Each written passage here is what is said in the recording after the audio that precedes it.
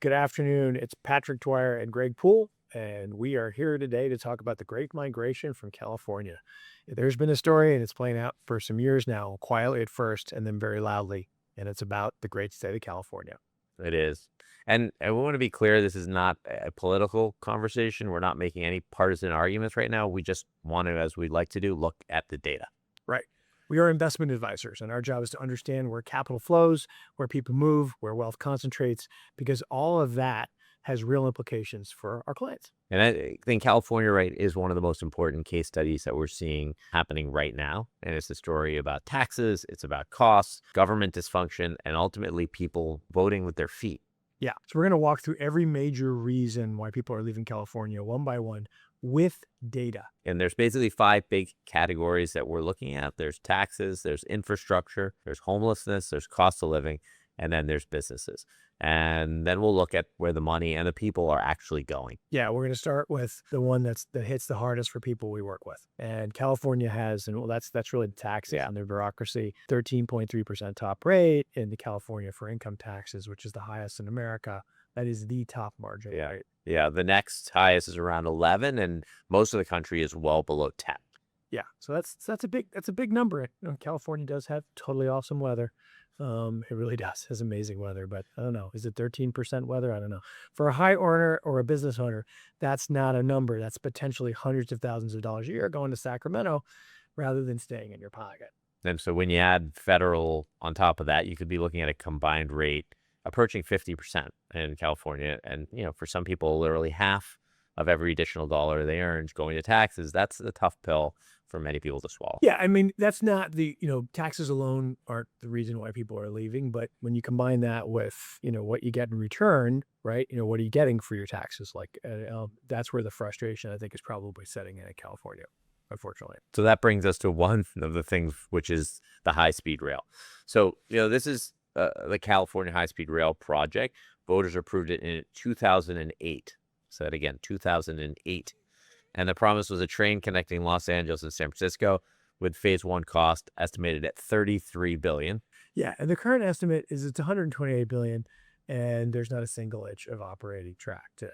Yeah, and that's what makes this tax conversation so charged, because people are paying the highest tax in the country and then watching stories like this unfold. Yeah, and it's not like it's a small overrun. It's a 4x cost explosion over 16 years with absolutely nothing to show for what happened. And so contrast that with, say, what China is doing. They built over 10,000 kilometers of high-speed rail in roughly the same period, multiple lines, thousands of miles, and it's operational.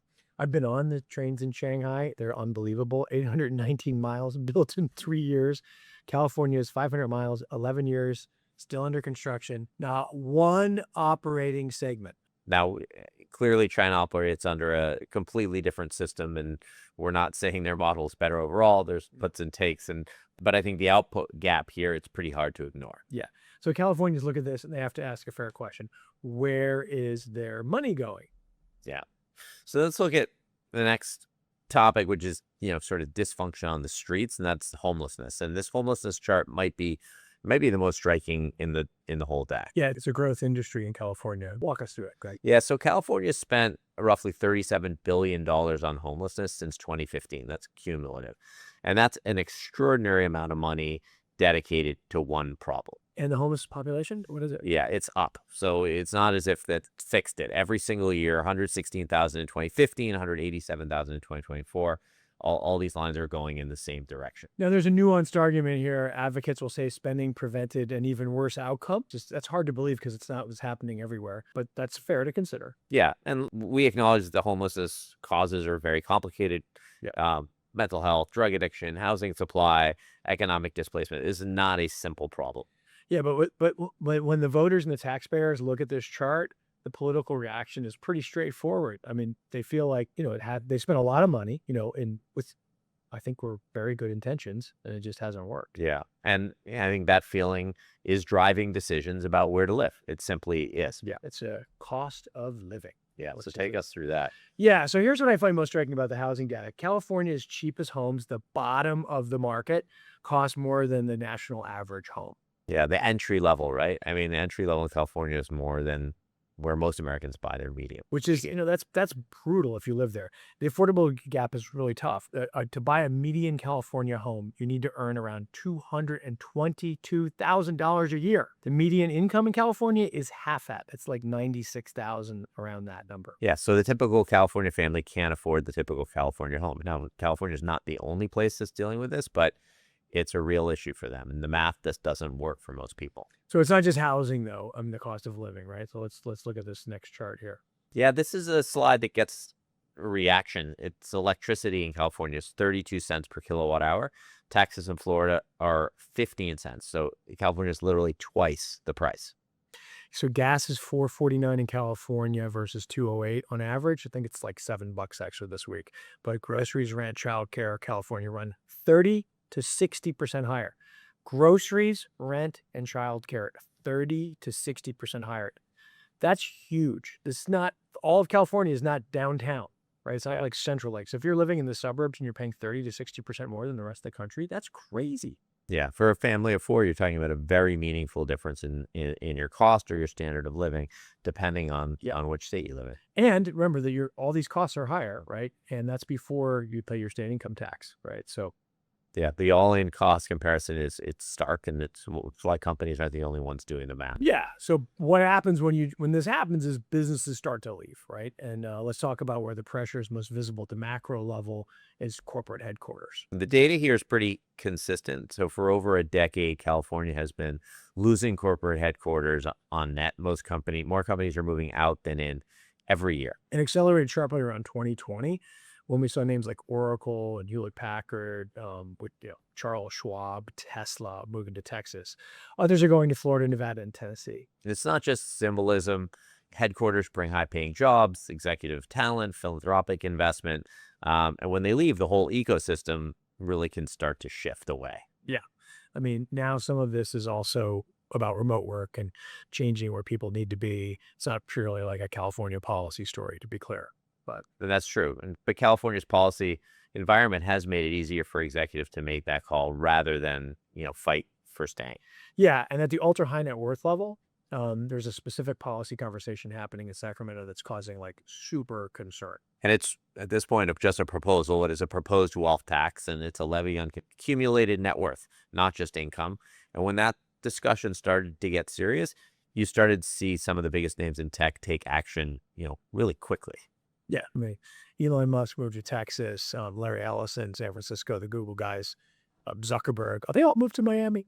So like last couple of weeks. It's crazy. They're all reported to be evaluating their residency status. Yeah. So now most of these individuals have not publicly cited taxes as the sole reason. People's lives are complicated. But the timing and the patterns, it's hard to dismiss them. They're all coming, at the same time they're about to raise taxes. So clearly taxes are the reason. No, for many of our clients that are kind of in that wealth range, this is a real planning conversation, and the domicile matters. Yeah, I think it really does. And, having a whole bunch of people first move to like another place like Austin or Miami or Palm Beach, like Larry Ellison just moved to Palm Beach. When your friends are moving places, it gives you kind of social permission. A little bit of it's that, like, you think about your vacation home. You may have picked a lot of people pick their vacation home because their friends went to a place and they buy a place. So, you can see the wealth by following where it went just by following the IRS data. The income flow map from 2020 to 2022 tells you pretty much everything. California lost roughly $2 billion in adjusted gross income over that period on a net basis, and the money left and where did it go? Texas and Florida were the kind of primary beneficiaries. Yeah, I mean, Florida got a $14 billion HEI gain in that same period, adjusted gross income. This $14 billion in increase in income to your state. I mean, that explains the expensive restaurants. Yeah, and it also decides why we here at Align decided to build our kind of headquarters out of Miami. The wealth is here, the migration is here, and we think the story, has years to run. Yeah, I think it's early in the game. The fiscal income on California, fiscal impact is going to compound over time as these high earners leave the state. They lose a disproportionate share of their tax base. So just think about, like, I think it's over $1 trillion is left. I think it's almost $2 trillion is left in the last, this year. It's not there to tax anymore. Yeah. I mean, not like other not dissimilar from other states, California's income tax is extremely top heavy, with the top 1% of earners generating something like half the state's personal income tax revenue. So you can kind of create a very, doom cycle loop if you start taxing those and they start leaving. I mean, they've created a big fiscal hole, which they're really going to feel it in the next recession really badly. So the LAO data shows the revenue loss from out-migration has been growing as a percentage of total personal income tax every single year. Wow. And this creates this compounding problem, right? The state either raises taxes on those who remain, right? And remember, those who remain are poor, right? Because the richest people are leaving first. Then they have to either do that or they have to cut services or they have to borrow more money. And all of those options have other consequences that are not great. So then the final straw was this, natural disaster. And want to handle this one carefully because LA fires were genuine tragedy. Many families lost everything. Yeah, it was really bad. I love LA. Absolutely, it's absolutely tragic, and we're not making light of any of this. But we do think it's important to show that the rebuilding process looks like, because it illustrates some of the structural issues that they're having there. Yeah. So in January 25, the fires destroyed over 13,000 homes in the Palisades and even fire zones. As of February of 26, less than 1/5 of 1% have been rebuilt. So the number was 28 homes have been rebuilt. Yeah. So 46% of the homeowners filed applications to get it done. 22% got permits. 10% broke ground. And 0.2% are done. And the permitting timelines are the issues. Even on an expedited basis in fire zones, permits take 100 days on average. In Altadena before the fires, 240 days. In Malibu, 6 years. I mean, that's for a family trying to rebuild their life. That is devastating. And anyone watching from outside California, it raises real questions about the regulatory environment.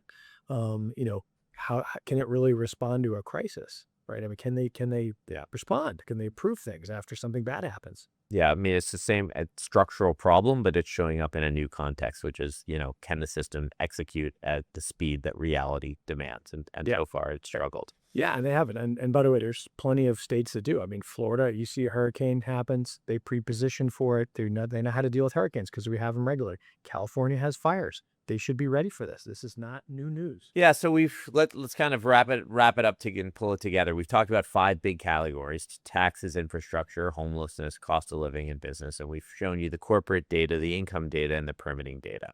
But this last slide is the one that kind of pulls everything together. So from April 2020 through 2025, California has had a net domestic out-migration of 1.31 million people. And Florida, in that same period, has gained almost 900,000 people. That's kind of unbelievable. I mean, that's a real problem. And the divergence is not just a blip. That's a sustained multi-year demographic shift. It means, by the way, they're having less babies, new household formations are way down, all those kinds of things that you need to have growth.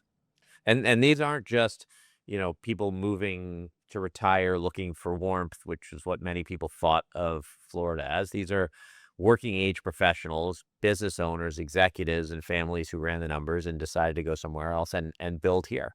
Yeah. I mean, we're not predicting California's collapse. In fact, we're going there we're flying there on Sunday through Tuesday. We're going to be there talking to California's incredible tech talent. It's the fifth largest economy in the world. It's remarkable, the talent, the weather. I love going on vacation there. I love California. But I think we wanted to highlight the structural challenges that are real, and they've been real long enough that they are changing the landscape of American wealth, which is really what we deal with and keep an eye out for our clients. So if you're watching this and you're thinking about your own situation, they're thinking about where you live, you're thinking about where your business is domiciled, where your estate is structured. These are conversations that we think are really worth having. And for anyone that's thinking about what Florida migration can actually mean, either the move, the tax implications, the planning consideration, we've done a video on that. It's something that we spend a lot of time talking to folks about. We'd love to have that conversation. Yeah, and we'd love to have it right here. Give us a call. We would love to help you think through what's the best place for you to know. So thanks for watching. Please like and subscribe.